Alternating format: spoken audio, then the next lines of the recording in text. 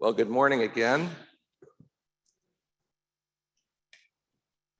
It's quite striking in our gospel reading that when Jesus sends out the 72, he tells them that their message is to be the same, whether people welcome them or not. He tells them to say, the kingdom of God is very near to you. Now that message remains good news regardless of how it may be received. And it also remains true that God and the life that he offers us is near to us, despite people's response. And it does not become bad news just because it's not welcomed. Now, each of us who has faith has been given this gift, this treasure, and even in our current state of inflation, it will not lose its value. It almost goes without saying that none of us is worthy of that gift, yet it has been given to us, and the Lord wants to work with us and through us, despite our frailties and our weaknesses. And he sends each of us out with this treasure as laborers into his harvest, even though we may leave much to be desired.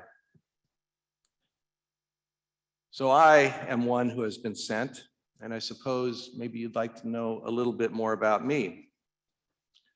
Well, the reality is that I grew up on Williams Avenue, and I attended Holy Redeemer grade school. I had two brothers and a sister. My mom passed away 20 years ago, but my dad is 89, and he's still a parishioner at Holy Redeemer, as well as my brother and his family. I went to Central Catholic, class of 75, and later to the University of Portland, where I graduated in 1979 with a degree in philosophy. So I'll save you the trouble of doing the math. I'm 65. After college, I went into international shipping. In 1981, I got married and now have two grown sons. Both of them are married, and I have 3 grandkids, and the photographs to prove it.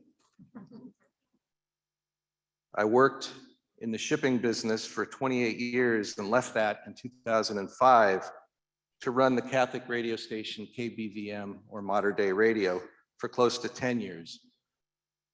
My wife divorced me in 2009 after 27 years of marriage, and I was granted a decree of nullity, or an annulment, by the Archdiocese in 2016. In 2011 or 2012, I can't remember exactly, I was having a conversation with a priest, friend of mine, and he strongly suggested that I become a priest.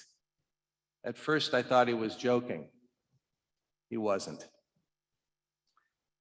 So we set up a time later for us to meet in a little more depth, and I spent 5 hours with him a few days later, and I began to discern whether God was calling me to the vocation of the priesthood. In the process, I checked with several other priest friends of mine who each, unhesitatingly, told me that yes, I should be a priest. Well, the idea grew on me, and within 6 months, I was sensing that maybe there was something to it. But then life, or maybe I should say death, got in the way, and over the space of 2 years, I lost 2 employees, one to a heart attack and one to cancer. And it just didn't seem right for me to leave the radio station under those circumstances. But finally, in May of 2016, I was accepted at Mount Angel Seminary. So I sold my house, and I sold or gave away most everything that I owned and entered the seminary that August. Some of my family, including my sons, thought I was nuts at the time. But for me, I felt quite sent, like the 72 in today's gospel, and I've never looked back. I graduated from Mount Angel last April, and I was ordained a priest on June 26, 2021. My first assignment was at Holy Trinity in Beaverton, and 1 year later, here I am at St. Charles. So a couple of things about me. The first is this. While I have had a few uncomfortable experiences in seminary and in my first year as a priest, I have not had even one bad day in those years since I entered seminary, not one.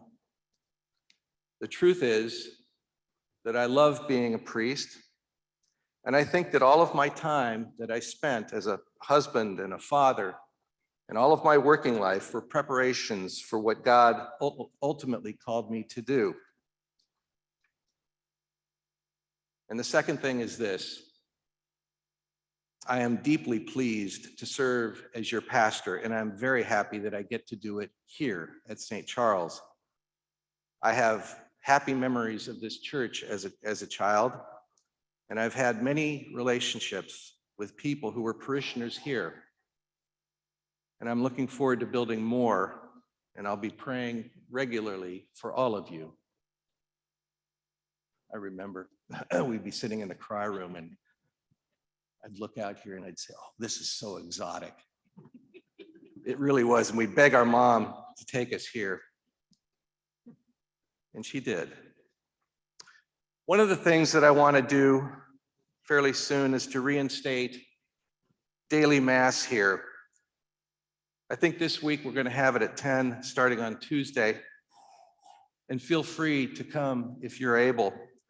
But I want to select a time that best suits the needs of the parish. So if you have any thoughts about that, please let me or Leaf know your thoughts. And speaking of Leaf, where is he? Oh, there he is. I want to thank Leaf for making this transition for me so smooth. I don't know if you know this, but Leaf was one of my teachers at Mount Angel.